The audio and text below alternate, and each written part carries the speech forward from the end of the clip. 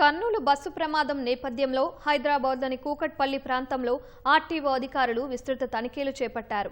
నిబంధనలు ఉల్లంఘిస్తున్న వాహనాలను గుర్తించి చర్యలు తీసుకుంటున్నారు. బస్సులు, ఆటోలు, ద్విచక్ర వాహనాలు, క్యాబ్లను ఆపి తనిఖీలు చేస్తున్నారు.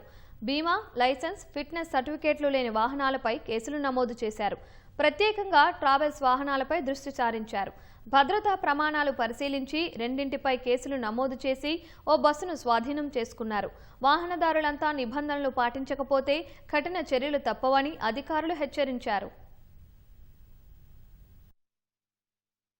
వాహన తనిఖీలు చేయడం జరుగుతుంది. ఈ బండికి సంబంధించి ఫైర్ ఎక్స్టింగ్విషర్ ఎక్స్పైర్ అయిపోయింది, పనిచేయడం లేదు. అసలు దీనికి సంబంధించినటువంటి ఎమర్జెన్సీ ఎగ్జిట్ కూడా సరిగా పనిచేయడం లేదు. అండ్ హ్యామర్స్ కూడా వీళ్ళు క్యారీ చేయలేదు. సో దాని గురించి మనం ఈ బండిని వైలేషన్ ఆఫ్ పర్మిట్ కండిషన్స్ కింద కేసు రాసి దీన్ని సీజ్ చేయడం జరుగుతుంది. Interstate permit, all India tourist permit, vehicle యొక్క ఫిట్నెస్ సర్టిఫికేట్ చూస్తున్నాము, పొల్యూషన్ సర్టిఫికేట్, సెకండ్ డ్రైవర్ ఉన్నాడా లేదా, మన ఫైర్ ఎక్స్టింగ్విషర్ పనిచేస్తుందా లేదా, మన ఎమర్జెన్సీ ఎగ్జిట్ పని చేస్తుందా లేదా, ఓపెన్ అవుతుందా లేదా అని చూస్తాము. మార్నింగ్ నుంచి దగ్గర 15-20 బస్సులు, 15-16 బస్సుల వరకు మనం చెక్ చేయడం జరిగింది.